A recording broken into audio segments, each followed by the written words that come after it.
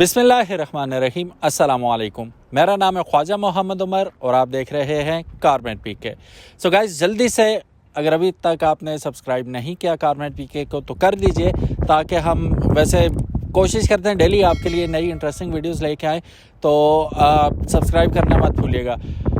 पिछली हमने एक वीडियो बनाई थी इस गाड़ी के बारे में जो कि थोड़ी सी इनकम्प्लीट रह गई थी। काफ़ी सारे लोगों ने कहा तुमने सारा प्रोसेस दिखा दिया लेकिन नतीजा नहीं बताया, ख़र्चा नहीं बताया कि जो काम हमने इस गाड़ी के करवाए थे, जो कि टू बी वेरी ऑनेस्ट नई गाड़ी में नहीं आने चाहिए, लेकिन आए इसमें, और सख्त परेशानी का सामना करना पड़ा था हमें। और कुछ कमेंट्स में देख रहा था, लोगों ने भी कहा कि उन्हें भी कुछ इसी किस्म के मसाइल का सामना करना पड़ा था।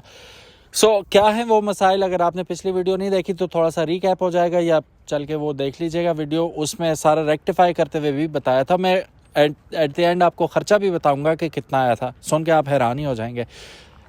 21 मॉडल है जी।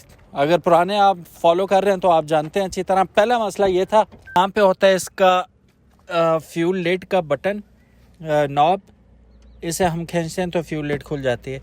उस दिन हुआ यह था कि हम आ रहे थे पेशावर से वापस और फ्यूल लिड खुलने का नाम ही नहीं ले रही थी, और अभी भी इसने वही काम किया। उज़ैफ़ा ज़रा खोलना, ये काम इसने किया था पिछली। अब कितनी मासूम सी थोड़ी सी बाहर आ रही है, फिर खींचो, खींच के रखो, ये खुल गया, इतना भी गनीमत है। तो ये चीज़ इसकी जो कैचर कहलाता है, इसने थोड़ा सा मसला कर दिया था तो खुले ही ना। फिर हमने क्या किया था, अब गाड़ी चूँकि फैमिली उसमें रहती है सर्विस में, तो यहाँ आटा वगैरह आपको लगा हुआ नज़र आ रहा होगा, प्लीज़ डोंट बॉदर इट। ये पूरा पैनल खोलना पड़ा था, बैक स्पोर्ट और सीट दोनों निकालनी पड़ी थी। फ्लोर के पता नहीं क्या क्या करके किसी तरह इसे हटा के और हाथ अंदर डाल के वो लिड खोला था हमने। तो तकरीबन आधा पौना घंटा लगा था ये लिड खोलने के लिए।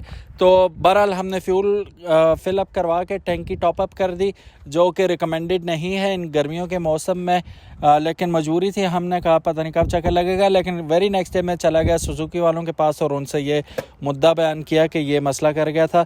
तो उन्होंने क्या किया, सिर्फ ऑयलिंग की इसकी, और उस वक्त वो जब वो वहाँ से प्रेस कर रहे थे ये एकदम खुल के बाहर तक आ रहा था। अभी फिर वही मसला हो गया। उस दफ़ा एक बार फिर खोलो। अब ये मुझे वीडियो बनाते बनाते एहसास हो रहा है कि यार ये तो खुल गया, देखा आपने, पहले नहीं खुल रहा था ऐसे।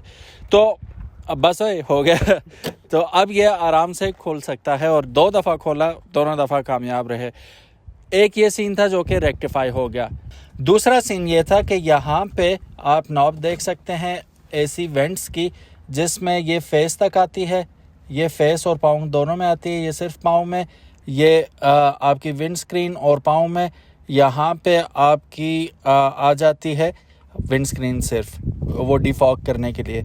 तो जब ये यहाँ से हम इसे यूँ नीचे लाते थे, डिफॉगर यूज़ करके मिस्ट ख़त्म करके हम ऊपर जाते थे, यहाँ ये फंस जाती थी, तो ये यहाँ से ऊपर नहीं जाती थी। बहुत मुश्किलों से ऊपर जाना पड़ता था और ख़तरा ये होता था टूट ही ना जाए कहीं। ये भी हमने ठीक करवाई, मज़ा नहीं आया, इतनी अच्छी सही नहीं हुई। यहाँ के अभी भी थोड़ा सा अड़ी करती है ये। एक ये मसला था। एक और मसला था जो उन्होंने हल नहीं किया, या वो हल करना भूल गए थे, मैंने उन्हें कहा भी था। अब यह है सिर्फ फेस के लिए, ये है पाँव और फेस दोनों के लिए, ठीक है।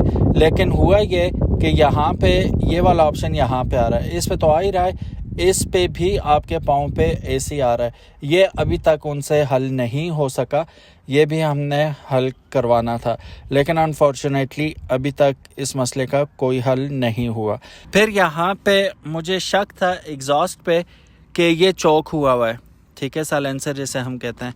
तो इस एग्जॉस्ट को चेक करवाने के लिए मैं उनके पास गया और उन्हें कहा कि चेक करें। उन्होंने अच्छी तरह चेक किया, लेकिन एग्जॉस्ट चौक नहीं था। चौक होने का शक क्यों पड़ा, क्योंकि गाड़ी बहुत ही ज़्यादा भारी हुई हुई थी, तो वो चल नहीं रही थी सही तरह, ठीक है। आप एक्सीलरेटर देते थे तो वो बहुत मतलब तकलीफ़ हो रही थी गाड़ी को पिक करते वक्त।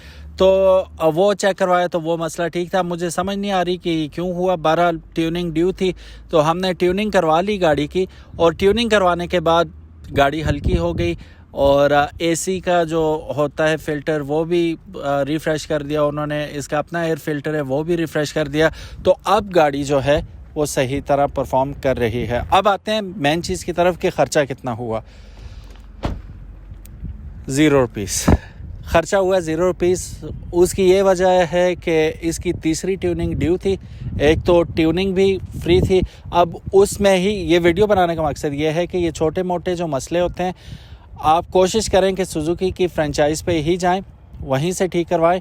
और अगर आपकी पहली, दूसरी या तीसरी ट्यूनिंग है तो ये सारे फ्री में होने चाहिए। वो अगर आपसे पैसे डिमांड कर रहे हैं, don't give them a single dime, ठीक है।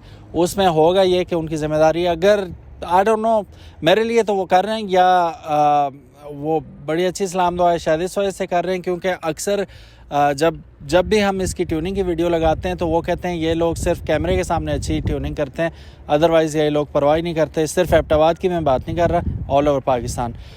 सो आसान तरीका उसका मैं आपको बताता हूँ कि हर कोई सही काम करेगा। कैमरा लेके खड़े हो जाएं आप पास और उन्हें बताएं कि ये वीडियो बन रही है और ये यूट्यूब पे जाएगी।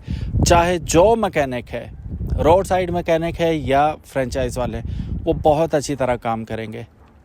सो ये एक हैक है, ये यूज़ कीजिए, इंशाल्लाह काम भी तसल्ली बख्श होगा।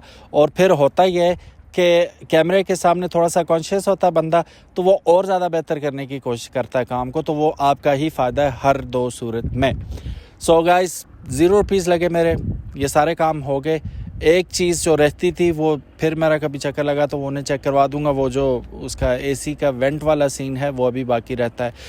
ऑल एंड ऑल तकरीबन 13,000 किलोमीटर गाड़ी चल चुकी है, पेशावर भी जा चुकी है, मानसरा से लाहौर तो 2-3 चक्कर लगा चुकी है आराम से। मैं ये कहूँगा कि मजबूरी के तहत आप ये गाड़ी रख सकते हैं, पावर के लिए नहीं रख सकते। ये मोटरवेज़ की गाड़ी नहीं है। कहने का मतलब ये है कि ये मुसलसल 120-30 किलोमीटर पे चलने वाली गाड़ी नहीं है। 100-110 मैक्सिमम इसकी स्पीड है जो आप इसे लेके जा सकते हैं और गाड़ी भी थकेगी नहीं, आप भी नहीं थकेंगे। आप तो बहुत थकेंगे। सीट्स इसकी बिल्कुल फ़ारग है, बिल्कुल फ़ारग है, लिख लें आप, ठीक है। अगर अभी तक आपने चलाई नहीं है तो मैं आपको बता रहा हूँ, मार्क माई वर्ड्स, बेकार सीट्स हैं।